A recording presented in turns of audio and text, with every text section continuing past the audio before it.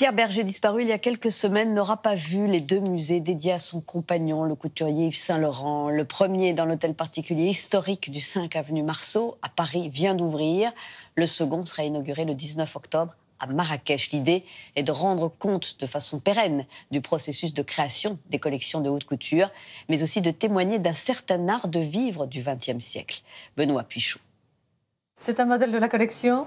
Oui, c'est un modèle de la collection. Celle que vous avez promenée aux États-Unis.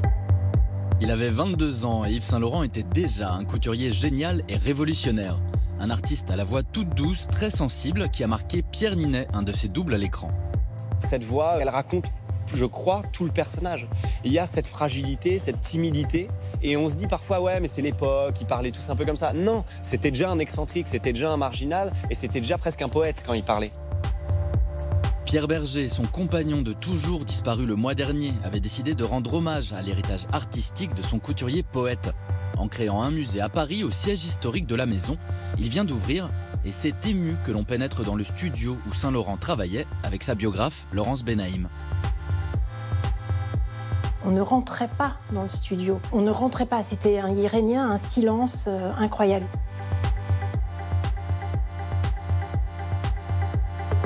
Saint Laurent était assis là et il regardait ses robes dans le miroir. Il ne les regardait pas directement. Il les regardait là comme si l'image qui lui était renvoyée dans le miroir était en fait beaucoup plus précise.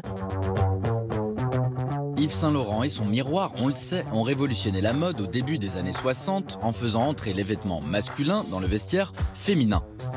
Il féminise le trench des militaires, la combinaison des pilotes, le caban des marins et crée le premier smoking pour femmes. Ça, c'est pour l'histoire. Nous, on va plutôt s'intéresser à son style. Saint Laurent, c'est une approche très picturale de la mode. Il dessinait beaucoup, surtout lorsqu'il allait à Marrakech et qu'il revenait, il en revenait les bras chargés de croquis. Il pouvait aussi redessiner des robes en voyant les mannequins. Il disait souvent, ce sont les mannequins qui m'inspirent et c'est en les voyant bouger que je retrouve la vérité de la vie, d'un corps en mouvement. Saint Laurent se passionne très tôt pour le dessin.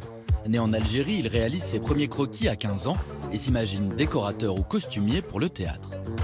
Ces dessins de théâtre, de music-hall, ont une vraie recherche créative, une perspective, un sens des couleurs. Et d'ailleurs, il aurait pu être dessinateur. Il n'a jamais eu de formation académique. Il n'a pas souhaité. Monsieur Bergé m'a dit un jour, j'ai voulu qu'il prenne des cours, il n'a pas voulu en prendre. Il préférait avoir cette spontanéité et il aurait eu peur que la technique, en fait, lui enlève un petit peu de sa création, de sa créativité. Dans ses collections, Saint Laurent rend aussi hommage à la peinture, celle de Picasso, de Matisse, de Van Gogh, pour le plus grand plaisir de sa fan numéro 1. C'est véritablement un artiste qui est très influencé par les peintres et je trouve que c'est très très bien de montrer à quel point il est influencé par les peintres. C'est pas seulement une influence, mais il le montre.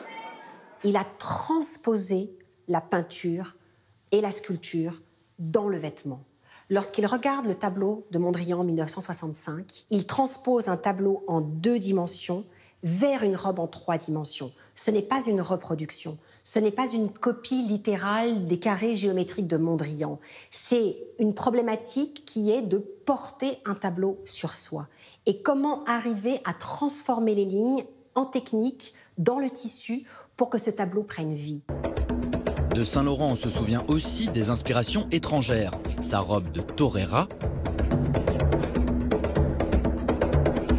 sa magnifique collection africaine ou sa passion pour la Russie. Et le plus fou, c'est qu'il n'y est jamais allé.